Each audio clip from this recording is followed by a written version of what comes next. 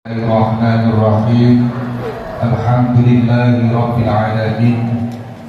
Assalatu wassalamu ala asyrafil anbiya'i wal mursalin Sayyidina wa maulana Muhammadin ibni Abdillah. Rabbi shrah li sadri wa yassir li amri wahlul 'uqdatam min lisani yafqahu qawli. Amma ba'd. Hadratul kiram,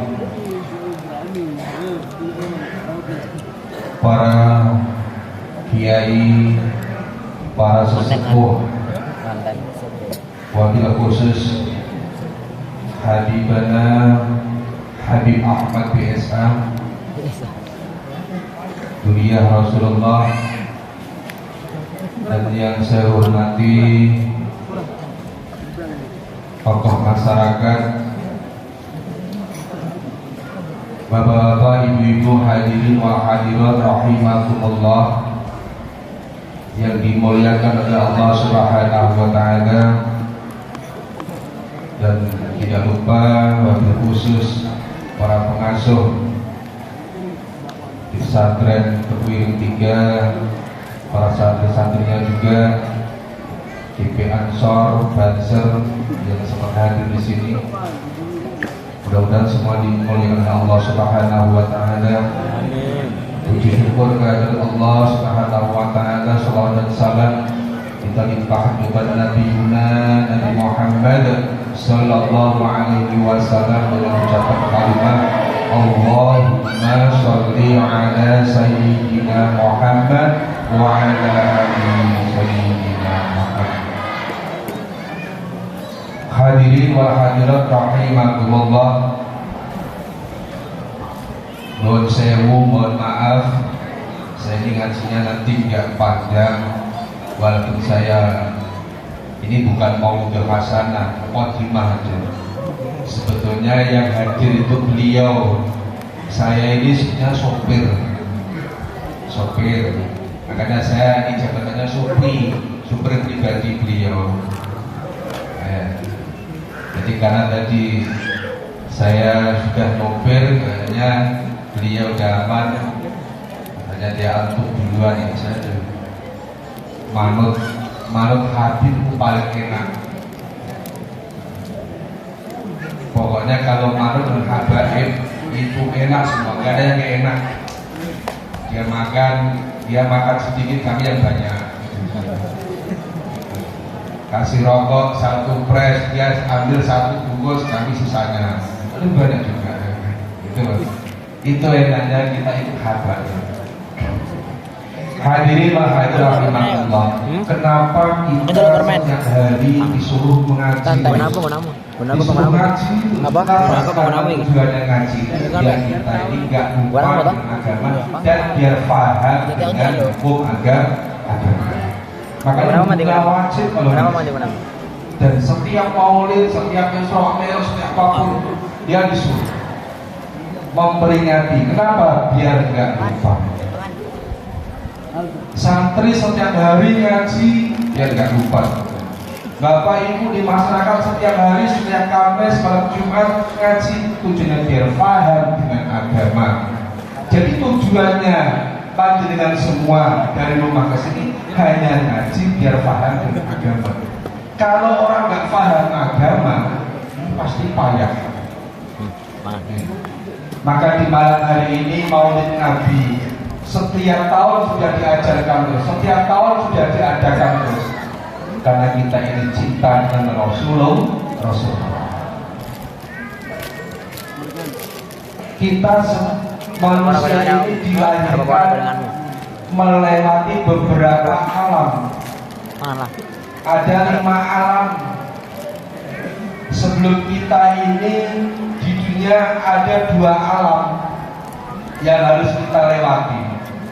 Yang pertama, ini agak keras suaranya, ini nggak adil tadi. Yang adil suaranya enak, yang suaranya agak keras juga.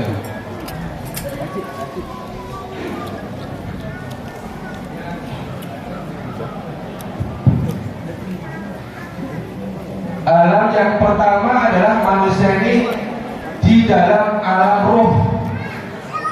Jadi sebelum di alam kandungan itu di alam roh dulu. Jadi bukan tiba-tiba di alam kandungan, alam roh. Alam roh itu hanya 4 bulan. Alam roh itu 4 bulan. Nah, roh ini bisa berkumpul-kumpul, bisa merantau-merantau di waktu kita dilahirkan di alam rohnya, diciptakan oleh Allah. Makanya kita ini kadang nggak berpikir panjang, kadang mikir, iya ya, kenapa dari Ponorogo ini lomba itu udah ya? Nggak enak? Kenapa yang Joko? Aduh, mana ya? Terus, kenapa dari Ponorogo bisa sampai ke Pekalongan Sumatera? Pasti Anda semua, panjenengan semua pernah berpikir dimanapun tempat, mesti berpikir, aku kayaknya udah pernah di daerah ini, pernah bayangkan, ya kan? Pasti ada gitu. Itu yang namanya alam roh, yang di waktu kita di alam roh. Makanya kalau orang hamil, ibu kalau hamil itu 1 bulan sampai 4 bulan rasanya panas. Bazir di alam kandung, di alam roh itu rasanya panas. Maka kalau orang hamil 1 bulan sampai ke 4 bulan itu pasti banyak masalah. Coba gak percaya, kasih orang percaya kan? Nah, cobalah proses hamil ya. Itu masalah. Kalau boleh buktikan aja itu. Apa yang Gus? Iya, cepat dan hamil dan matang. Enggak masalah apa. Masalah di dalam roh itu panas. Kenapa? Di waktu dia roh ada di situ, itu keroyokan malaikat dengan setan, ini keroyokan. Masih keroyokan? Apa? Yang setan mau mengambil janin yang berbentuk darah, tapi malaikat diperintah Allah sakit nih, yaitu menurunkan menaruh takdir oleh Allah. Ambil hati. Pernah nggak mengalami seperti itu? Coba, makanya kalau orang hamil 1 bulan sampai 4 bulan itu ada aja kerjaannya, yang nggak bisa bangun, muntah terus, ya kan? Bau keringet suami, muntah, bau sempak, malas ketemu, ya kan? Ini terus ada yang minta katanya, Pak, nanti kalau pulang belikan durian. Itu yang minta itu jabat bayinya apa ibunya? Yogo, langsung gagas. Tapi untuk alasan si bayi kan, makanya ada orang yang baru 3 bulan keguguran karena kandungannya panas. Itulah kalah. Kalau ada orang yang memang kalau di Bali atau di Kalimantan namanya dimakan kayak. Kalau orang di sini ada namanya kunyang, palasi, itu dimakan. Maka kalau anak ini, maka ada orang yang hamil masih ada kan, orang udah hamil masih kan, ada kan? Kalau orang hamil oke, ini pasti lemah dan panas. Maka si jaga baju nanti keluar dari alam dunia pasti ada kelemahan di tubuhnya atau di lambungnya. Jangan nggak pelan, dia gawe tok. Itu pasti. Maka yang namanya orang yang lagi hamil 1 bulan sampai ke 4 bulan itu sering didatangi yang namanya kuntilanak. Dan pernah melihat kuntilanak? Kuntilanak itu ada 2 macam, 1 kuntilanak merah, 2 kuntilanak putih. Kuntilanak Indonesia.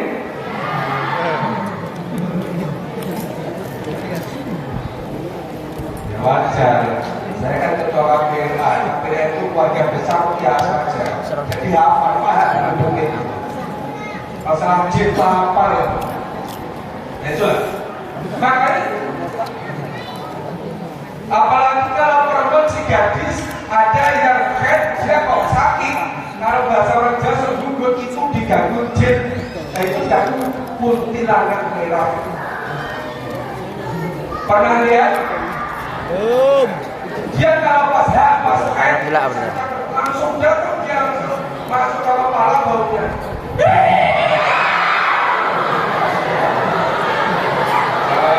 Kaget.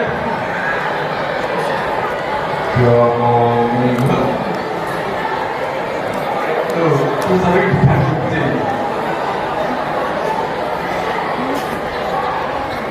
Kan kebetulan itu. Makanya kalau ada orang Jawa atau orang tua sampai sekarang pun kalau sudah umur 4 bulan itu dikasih sedekahan biar selamat. Iya kan? Biar selamat. Makanya kalau orang ingin selamat sedekah. As-shadaqah farul bala. Sedekah itu nolak bala. Maka kalau ingin selamat, kalau bahasa orang Jawa namanya selamatan, biar selamat.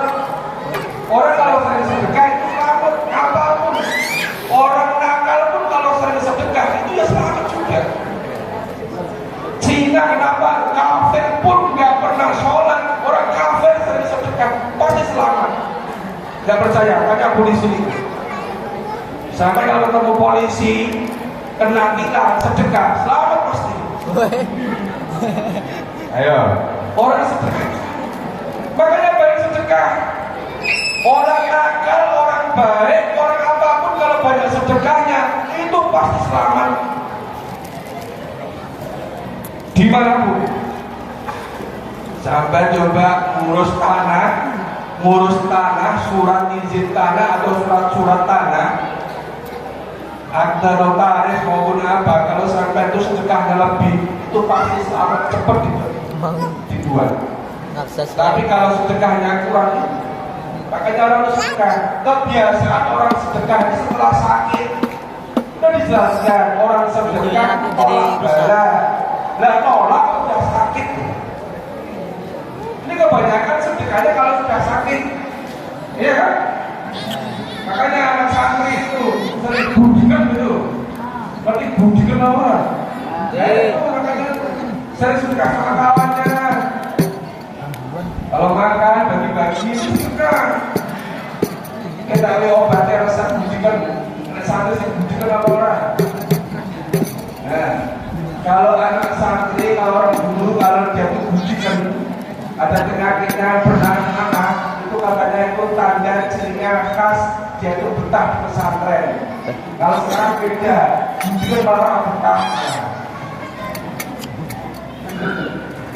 Kalau budikan itu pengen cepat sekali, sampai cari yang namanya cepoka atau rimbang, berarti cepoka orang. Makanan loh. Nah, cepoka ambil 1 atau 7 nggak apa-apa, boleh banyak. Boleh. Cepoka ambil, terus diambil lagi kukus kayak yang kukus segini. Daunnya, terus habis itu ditumbuk halus, terus dioleskan mana yang sakit setiap mau tidur bangun tidur. 3 hari total, walaupun tangan sampai ini kan. Nah, sampai dia sholat gitar Allah. Ya, sholat Allah Akbar. Itu obatnya manjur. Itulah sudah saya praktekkan, bahkan orang diabetes yang sudah luka itu bisa sembuh. Nggak usah bayar. Semua. Nah, itu jimat pasti itu boleh dibuktikan. Kalau yang gatal tahunan sampai 10 tahun nggak sembuh itu harus sering makan sayur cepoka. Oh, jadi darah gini, ya belanya. Itu obat jitu. Itu jaya dari Bagi Maksum. Bagi Maksum Demak kualitas ngaji kalian Mbak Maksud ini Jaya ini Mbak Maksud itu sakti. Banjir pun dialang, banjir 2 meter. Mbak Maksud Demak, banjir 2 meter mau dibayar serban. Itu nggak ngerti, saking sakti ini.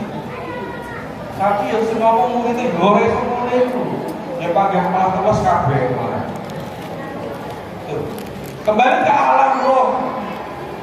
Makanya setelah itulah kuntilanak itu makalah namanya. Kalau dulu kenapa kuntilanak bisa kelihatan? Kalau orang-orang sakti yang dulu kuntilanak itu bisa dilihat, sekarang nggak bisa. Orang zaman kerajaan, orang-orang Hindu, orang-orang Buddha itu sering bertapa, sering dia melihat kuntilanak langsung barang jin yang bisa dilihat dengan kasat mata. Kenapa? Karena dia nggak pernah makan puasa terus, makannya sedikit. Dan sekarang ini kan dikit makan, suruh puasa kenapa? Sekarang ini enak Ijaya itu, suruh Ijaya gak ada puasa. Yang masih orang Ijaya ilmu masih ada puasa itu di Demak, di Meranggen itu masih sampai sekarang. Mungkin apapun suruh puasa. Kalau di Jawa Timur murah ilmu itu. Kadang minta kabeh saja jengking wene kabeh sak kabeh. Lah kula tahunan ku Jember ana yo parah. Yo wong Demak tapi gile Demak angin. Pelit-pelit piye iki?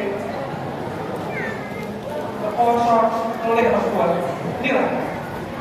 Makanya kenapa kalau anak kecil setelah di alam roh dibacai, disodakoi, lalu pindah ke alam kandungan. Setelah alam kandungan pindah ke alam dunia. Jadi 3. Setelah di alam kandungan itu ada mata kelahiran. Setelah di alam kandungan lahir di alam dunia. Makanya anak kecil setiap diajak pergi, coba saya tanya ibu-ibu, Bu, kalau jenengan itu kalau baru lahiran, kenapa kalau keluar itu bawa anak kecilnya dibawain gunting, kaca, silek, ya kan, cemiti, jarum, benang. Jadi itu apa ada tak nih, paham nggak? Nggak paham? Gak apa aja, tolak dumit kan? Ya paling itu tolak kuntilanak kan? Biar gak kesurupan. Memang iya, orang yang mengaku katanya itu sirik musik, tapi melakukan semua. Kenapa kalau orang dulu melihat kuntilanak itu bisa langsung nyata? Sekarang ini malah kuntilanak melihat kita nggak bisa melihat kuntilanak. Makanya kalau anak-anak itu di rukyah, dia itu ketawa karena kita nggak melihat kuntilanak melihat kita, makanya dia sedih. Nah itu kan, sampai sekarang itu karena dia lucu melihat orang baca itu. Tuh. Kenapa harus dibawakan gunting? Karena gunting itu untuk motong. Maksudnya dulu itu orang-orang zaman dulu kalau melihat kuntilanak mengganggu anaknya, maka dibawakan golok, rambutnya dipotong. Maka kuntilanak itu rambutnya kesaktiannya di rambut. Makin panjang rambutnya kuntilanak, maka dia makin sakti kuntilanaknya itu. Jadi kalau kuntilanak itu lurus panjang rambutnya. Kalau malam-malam ketemu orang rambutnya panjang kerebut, pasti nggak kuntilanak, keriting itu enggak. Orang yang kuntilanak rambutnya keriting itu remeh. Jadi lurus, maka dia dipotong. Kalau dipotong kesaktiannya hilang. Itulah makanya kalau dulu nggak ada gunting, sekarang ada gunting.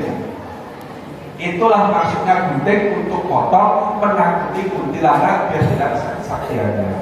Ada di bawah putih bekleng karena si kuntilanak itu nggak gelem mambu, sing nggak enak. Wes dong nggak? Gua kabutan. Ya. Nah sekarang ini seorang ahli sudah payah, makalah dibacakan Al-Quran. Falamma al-qala Musa majitum bi sikhra innallaha sayyidu innallaha la yus'amal mufsidin. itu tujuannya untuk memotong rambutnya si kuntilanak. Apa enggak? Nah itu makanya kalau orang kesurupan bacakan pada maqamul sampai jitu bisikro. Baca itu lihat tengah-tengah alis ini, limpung pasti. Tapi harus benar-benar kalau baca kalau tidak mau dengar kok beregesan zaman kuntilanak buyu malah. Nah itulah namanya, itu yang dikatakan ruqyah. Sekarang dikatakan ruqyah secara umum. Ada yang namanya suwuk. Kalau suwuk mau didoni tok kurang kok kayak gini orang manjur jublu kalau kayak ya kan. Nah itulah pindah. Itu dan namanya kelahir. Jadi kuntilanak itu akhirnya ada yang mengganggu di dalam waktu gadis dan hamil, dan akhirnya kuntilanak yang mengganggu setelah lahir kuntilanak putih, bukan merah lagi, dan beda, paham? Makanya harus paham kuntilanak putih, kuntilanak merah. Kalau kuntilanak merah itu pasti gadis rambutnya baunya kayak bau ular. Itu sering kesurupan itu mesti, ya kan? Kayak ngalamun. Kenapa setan-setan mengganggu manusia itu yang pinter-pinter? Kenapa? Karena dia sering melamun. Kalau setan mengganggu orang goblok nggak mau, karena nggak ada gizinya. Setan itu mengganggu pasti orang yang hafal Quran, yang pinter, yang sering ngaji. Itu pasti sering kesurupan. Dipikir, oh, ini saya sholatnya rajin, tafsir, tapi kok masih kesurupan. Dipikir itu malah seneng dia. Jadi itu malah seneng. Karena ada gizinya, ada sebelah pola biar malah aneh dimasuk jin itu. Perlu bodoh nih. Nah itu. Setelah lahir itulah maka manusia di dunia ini hanya disuruh berbuat baik, amal yang baik. Maka dunia ini tempatnya amal. Dunia darul amal la jazaa wal akhiratu darul jazaa la amal. Dunia itu hanya tempatnya amal, bukan pahala. Dan ini dunia orang pun amal, orang ada pahala, orang ada ganjaran. Ganjaran hanya ada di akhirat, tapi di akhirat tidak ada amal. Makalah berbuat yang baik di dunia, panjenengan semua mau berbuat apapun di dunia itu enggak masalah. Orang berbuat jahat ya karepmu, berbuat baik ya karepmu, berbuat nakal ya karepmu, enggak ngaruh dengan keadaanmu semua. Kenapa? Karena tidak ada pahala, atau kalau bahasa hukumnya hukum karmanya tidak ada. Jadi dunia itu mau tinggal boleh amal tak, gue ngelakoni tak. Masalah hisaban itu besok. Kenapa kok belum? Mergo kalau dunia ini dilihatkan pahalanya gak muat. Ya dong? Pahalanya juga panjenengan kalau sholat sunnah sebelum sholat subuh itu kan pahalanya sampai dunia seisinya lebih muat gak? Kita mengantar jenazah dari rumah sampai ke makam itu Rasulullah menggantikan emas sebesar gunung. Coba, itu baru satu mayit. Lah nek sedina 5 mayit, 5 gunung ada nanti coba. Nah, gunungnya sapa? Nah itulah. Makanya di tempat amal berbuat yang baik. Maka Rasulullah diturunkan di dunia tujuannya disuruh apa? Diperintah oleh Allah hanya dandani akhlak. Rasulullah diturunkan di dunia hanya membenahi akhlak, tidak ada yang lain. Bukan disuruh membuat kaya orang, membuat miskin orang, membuat enggak. Rasulullah itu hanya disuruh membenahi, membuat akhlak yang baik untuk umatnya. Maka kita ini berbuat apapun. Maka ada orang kaya pun kalau dia berbuat jahat, dia tetap kaya yang biasa, gak ada ngaruh. Itu yang namanya amal. Kalau panjenengan umpamanya wong wedok-wedok ibu-ibu ngrasani gibah karo tanggane, dia gak protol kuning kan? Itu yang namanya amal, hanya melakukan saja. Dipikir, nak ngerasani ngumpulnya protol, enggak. Zino, barangnya beredar, enggak. Ya Pak Gampang tuh bakal balik meneng. Itulah, karena nggak ada langsung isapan, nggak ada bukti, itu nggak ada semua nanti kalau di akhirat. Wal akhirat dan jaya itu nanti di akhirat. Makanya di dunia disuruh yang baik, melakukan yang bagus, berbuat yang baik. Kalau orang yang baik ini pasti, walaupun seperti rumah itu baik, kalau bisa yang punya rumah juga harus baik. Jangan ada yang punya rumahnya baik, bagus, tapi yang punya rumah nggak bagus. Barang kalau asli bagus, di apa-apakan tetap bagus. Cobalah, kalau ada orang cantik tapi pakaiannya jelek, ada orang perempuan yang jelek pakaiannya bagus, kira-kira kalau kita ini disuruh milih yang cantik pakaiannya jelek apa orang yang jelek pakaiannya bagus, pilih mana? Ayo milih sing ayu, cantik pakaian yang jelek pun tidak apa-apa. Wong ayu kurang lamben ya ora apa-apa pakai ayu kok. Ya gitu. Kalau elek lamben apa ya pakai elek pakai. Wis to. Walau wong elek apa-apa pakai elek, lalu dipakai baju yang harganya 1 juta, ya pakai elek. Kalau orang cantik dipakai lemak, gombal itu ya pakai ayu. Orang lamben ya ayu. Pemata depan apa kok cokotnya balik ibu-ibu lagumu. Nah itu. Coba lah sampai. Kalau lihat ibu-ibu, bapaknya lihat ibu-ibu di rumah, kira mau elek bulet kriting, jadi usian pula ada sepuluh guys. Dibayar lagu wah di luar 700.000. Ya panggil ya panggil usian panggil. Tapi kalau putih mulus cantik, dua kelambi rombengan dan sudah bersewu, pakai pun dia pakai pantas. Inilah itu sifat itu. Maka Rasulullah diturunkan untuk membuat akhlak yang baik. Maka ada pesan dari Allah untuk Rasul untuk umatnya. Nih, semuanya ini pengajiannya. Yang pertama, Allah pesan sama Rasulullah untuk umatnya. Rasulullah, ajak umatmu.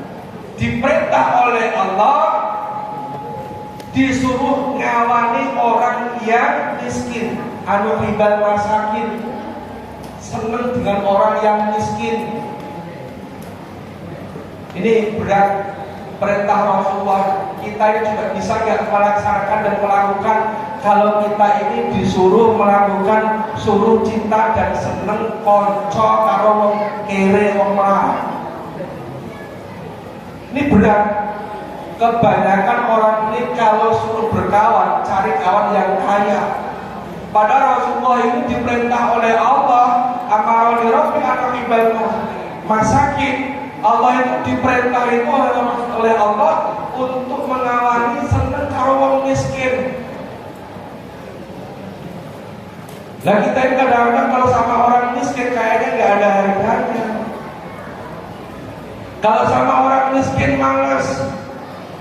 Kalau kita pas malam minggu pas dapat undangan kenduri yang pas harinya sama, jamnya sama, waktunya sama, yang satu yang kaya manggil, yang satu miskin manggil. Kira-kira pilih yang datang itu pas waktu jam sama. Kira-kira pilih yang mana? Pilih yang miskin atau pilih yang kaya? Pilih yang kaya. Kelakuannya biasa itu. Karena orang miskin mau ngundang kuyo, sing sugih mesti daging. Ini kebanyakan, tapi Rasulullah justru malah ayolah datangi pada orang yang miskin walaupun jamnya sama. Ini berat. Ini lagi mau perintah Rasulullah, ada rahasia Rasulullah. Makanya kita ini mendapat Nabi yang paling santun, akhlaknya bagus, dan dia ini pendamai dan pengampun. Inilah Nabi kita. Kalau seandainya kita ini jadi umatnya Nabi Musa, Nabi Isa, coba, gak ada orang hidup salah bunuh. Iya kan? Nabi Isa, kalau umatnya selingkuh, doakan mati. Nah, ini kan repot. Ya untuk kita punya Nabi, yaitu Nabi Muhammad. Jadi damai. Ya itulah, ayo senangi kawani dengan orang-orang yang miskin. Jangan kawani orang yang kaya. Orang kaya tanpa dikawani sudah banyak kawannya. Itu orang kaya. Karena orang kaya bisa kaya itu karena doanya orang miskin. Maka ada kan orang kaya kerja, ibadah enggak, sholat enggak, apa-apa enggak, tapi kok makin kaya ya. Kita ini setiap hari jamaah 5 waktu enggak pernah berhenti, tapi kok pada kere. Jadi ini mau pawaan kere, mau pawaan apa?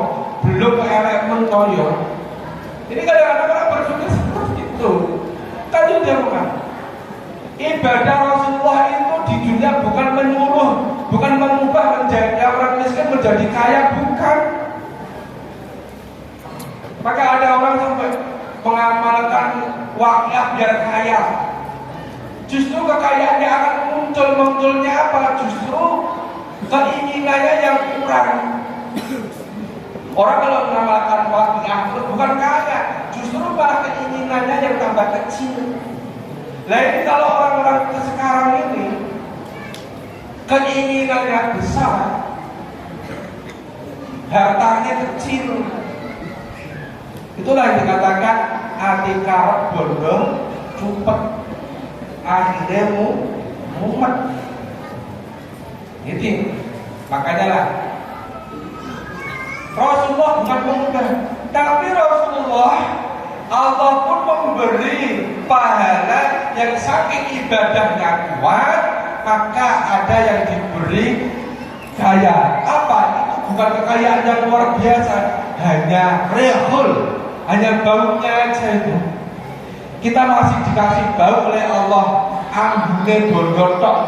Sing awake dicicipi iki sing ambune urut bondo asli.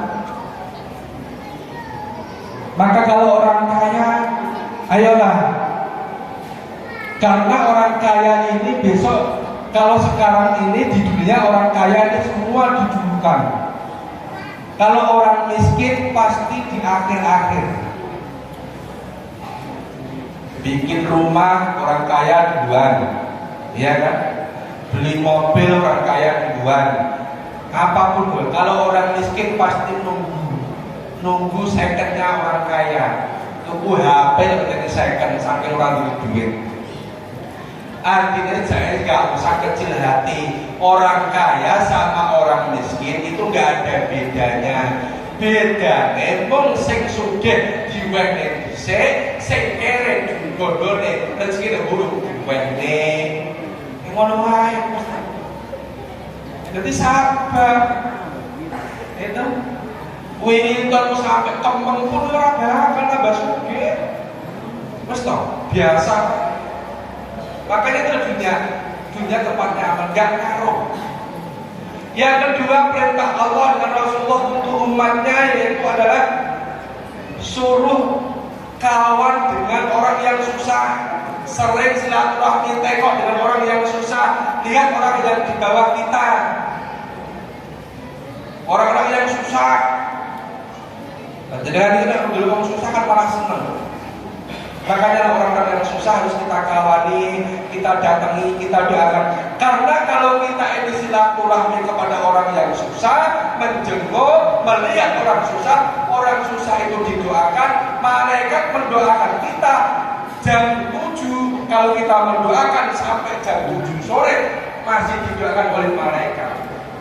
Makanya kalau ada orang sakit tengok, ojo malah nengok loro, si A loro, kok iso loro barang.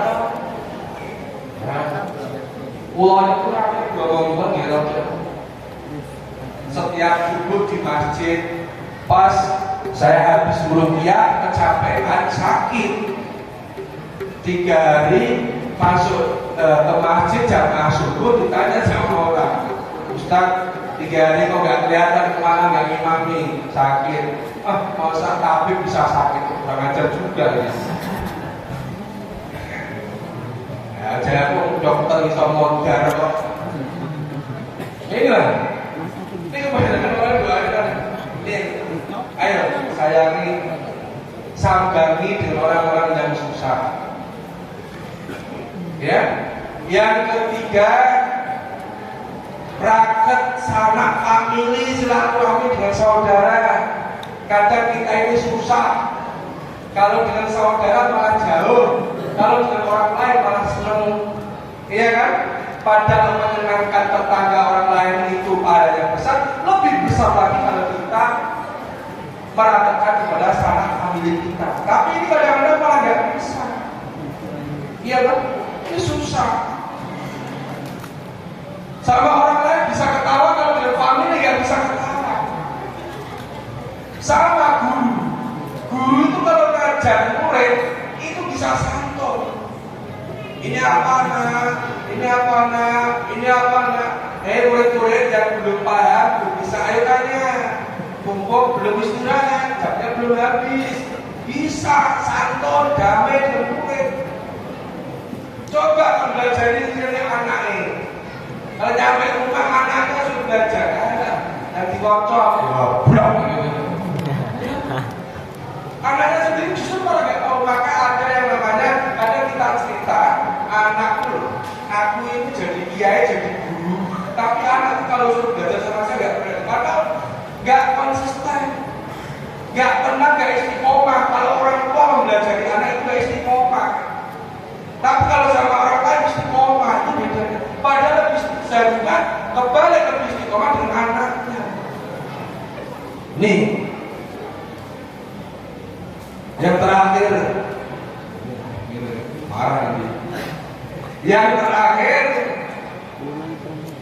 jangan mengharap dengan orang lain.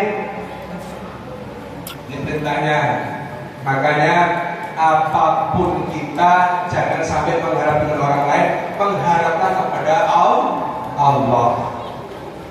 Maka biar mudah diijabahi oleh Allah, maka awal kita di dunia ini jangan sampai berbicara dengan yang susah-susah, yang sulit-sulit. Kita sering berbicara dengan yang enak.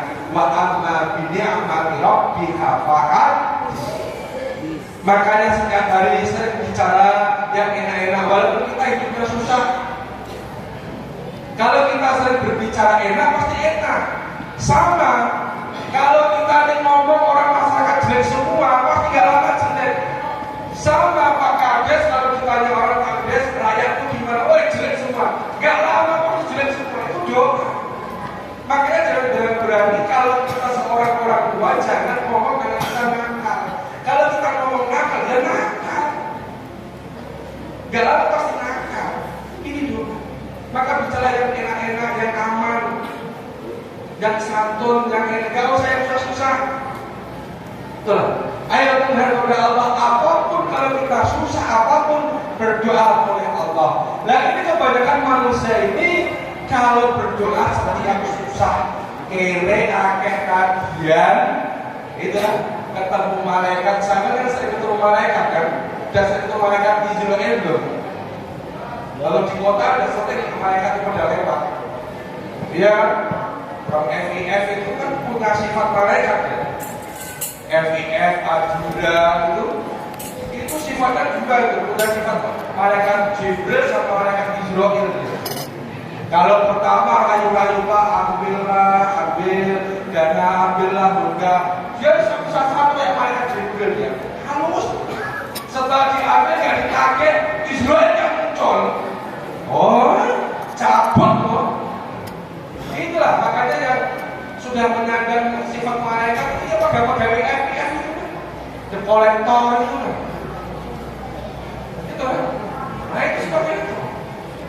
Makanya kita orang kadang-kadang kalau pas tidak sama Allah itu pas disuruh tahajud kan? Bagaimana kalau nggak tahajud, pahalanya seperti tahajud, yaitulah sholat sunnah, isya, setelah isya, sholat sunnah ba'diyah 4 rakaat itu sama tahajud pahalanya. Ini kalau orang ini kalau susah, ini malam bangun, minta Allahumma ya Allah amin, ya Ghani wa aghni, ya Ghani wa aghni, ya Allah, ya Allah. Itu kalau dia itu susah itu ya Allah, la haula wala quwata illa billah, ya Allah. Berilah rezeki kami ya Allah, rezeki dari beberapa arah, barat, timur, utara, selatan, hadirkan pada kami ya Allah. Sesok tagihan yang gede banget putih. Nah, kan? Giliran dikasih sama Allah, dijabahi, dah besok lagi udah gak tahajud lagi. Inilah belajar istiqomah ibadah. Mudah-mudahan dengan maulid ini, walaupun hanya sebut saya tadi hanya mukadimah, akan ditolong beliau Habib Ahmad. Mudah-mudahan dengan manfaat berkah saya bisa maulid di sini.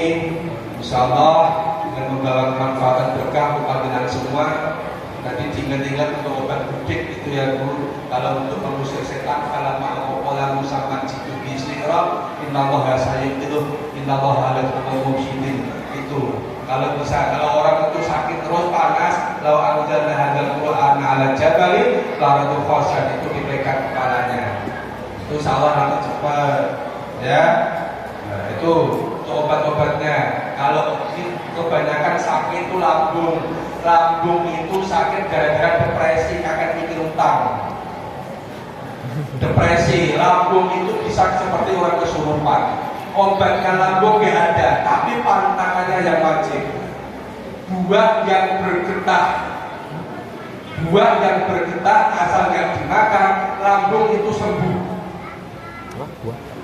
Kates, pepaya, model lah. Iya. Pisang gedang, ya oleh. Mangga, tawon, ya oleh.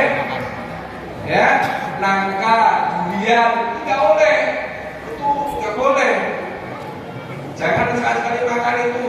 Orang kalau kembung sakit emah pasti suruh makan kates, suruh makan pepaya, suruh makan pisang.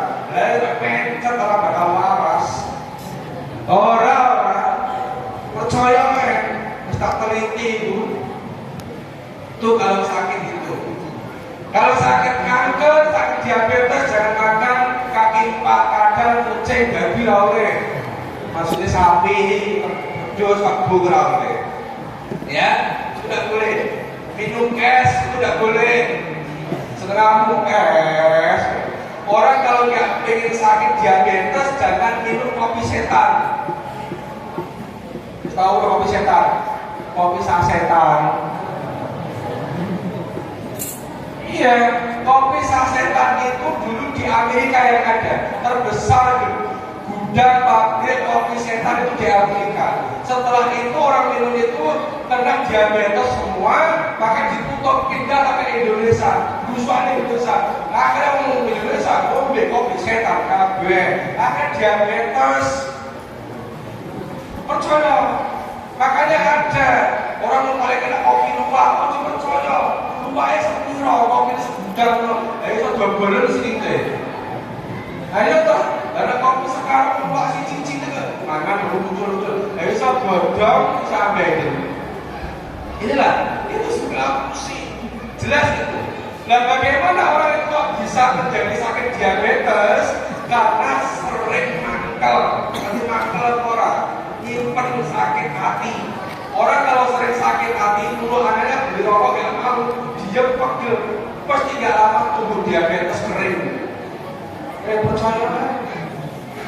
Kalau orang sering marah, sering nangis, lebih manja, iba itu soal-soal pasti muncul stroke. Ya, orang nangis, wah, nggak ketemu, alah, nongas nangis, itu stroke sebenarnya. Itu kalau kanker dari apa kanker bisa tumbuh dengan manusia? Karena orang ini kalau ngomong baik, nyelakit, ngerti nyelakit apa orang? Nggak ngomong, nyelakit hati. Gak suwe mesti di kanker. Kanker nanti tidak ada makro. Obat kanker payudara, kanker apapun itu hanya obatnya minta maaf kalau bukan kalau keluarganya dengan siapapun yang tersakiti waras selama 1 bulan minta ngapura kalau begitu. Konsep kanker payudara seperti kanker susu loh, mati payudara. Kanker susu ini, susunya jeblos, ini kan begitu jalur ngapura karo sing lanang terus. Mari obatnya pun apa kunyit putih. Satu diparut, diperes, terus diminum. Mau tidur, bangun tidur. Saya usul minta maaf sama suami yang selesai. Udah satu, kita ada pasien saya itu. Karena nanti udah sembuh. Nah, kali dulu itu paling barang itu. Ya kan? Nah, kalau udut gampang. Paru-paru rampung. Nah, jadi kalau tergigit bisa seragam, sedikit apa-apa, tetesi, kecap, cap ABC, nanti pas kupasnya keluar.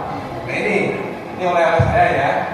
Nah, jadi biar paham itu caranya. Jadi semua penyakit dari asal usul. Jadi makanya kalau diteliti penyakit itu 75% itu dari kelakuan sifat kita sendiri. Percaya suwi lakoni Pak Gus nak keluar ini sakit saraf kejepit itu pernah jatuh pernah jatuh 5 tahun 10 tahun masih lagi kambuh. Obatnya saraf kejepit itu ada jahe merah dengan jamur lingzi terus normal dengan sakit kumpul guys tahu ya kayak kita gadar ya ini jaya mobil tuh tempat jalan semuanya. Ya, mudah-mudahan semua yang di sini yang santri maupun orang luar yang kemarin banyak sakit, mudah-mudahan kepada Allah, mudah-mudahan Fatihah, subhanahu Allah, Al-Fatihah. Bismillahirrahmanirrahim. Alhamdulillahirabbil alamin. Iyyaka na'budu wa iyyaka nasta'in. Ihdinas siratal mustaqim, siratal ladzina. Akhiri wassalamualaikum warahmatullahi wabarakatuh.